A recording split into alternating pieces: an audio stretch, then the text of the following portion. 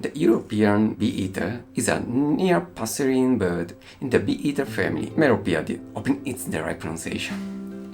It breeds in southern and central Europe, northern and southern Africa, and western Asia. Except for the resident Southern African population, the species is strongly migratory, wintering in tropical Africa. This species occurs as a spring overshot north in its usual range, with occasional breeding in northern Europe.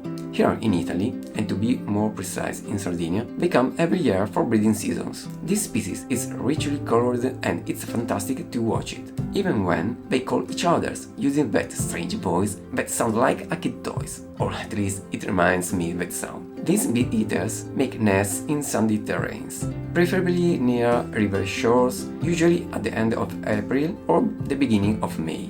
They make a relatively long tunnel in which they lay 5 to 8 eggs around the beginning of June. Both male and female care for the eggs, which they brood for about 3 weeks. During that period, they are really active, taking a lot of food, flying insects to eat and to give to their chicks.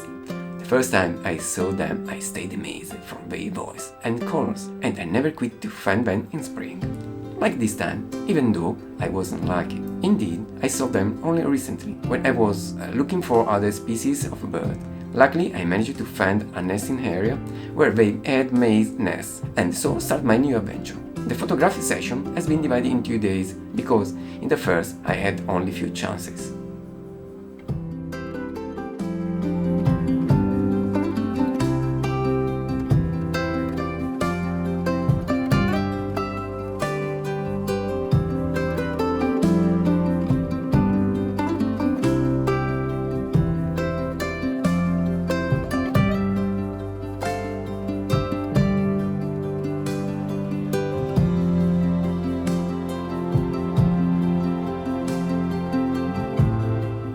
In the second day, I managed to take some pictures more interesting, at least in my opinion. In general, photographing bee-eaters is not easy. They fly fastly around the field, capturing insects, and follow them was really hard, despite I was using a gimbal head.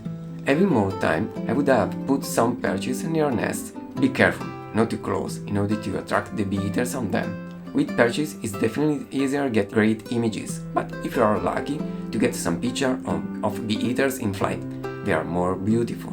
As I mentioned before, I divide the photography session in 2 different days, using my portable photo blind that I put at about 10 meters far from a nest. Fortunately, I hadn't to come really early in the morning, just 30 minutes before the bee-eaters.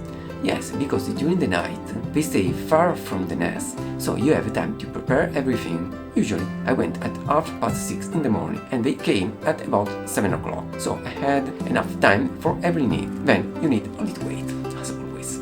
However, I couldn't stay too much in the photo blind due to the high temperatures inside. Indeed, at 9 o'clock I was already sweating and I had to open the main photo blind door for having much air. It was incredible, really hot inside. Too uncomfortable to stay a long time, and I gave up pretty soon, going away at about 10 o'clock.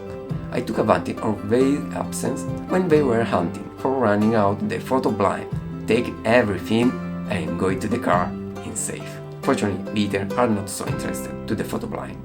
It's another stuff in the field, so I didn't get them in trouble, and even when they saw me from far, they weren't worried. I only paid attention to not go over some nests that you can recognize as a hole with sand around.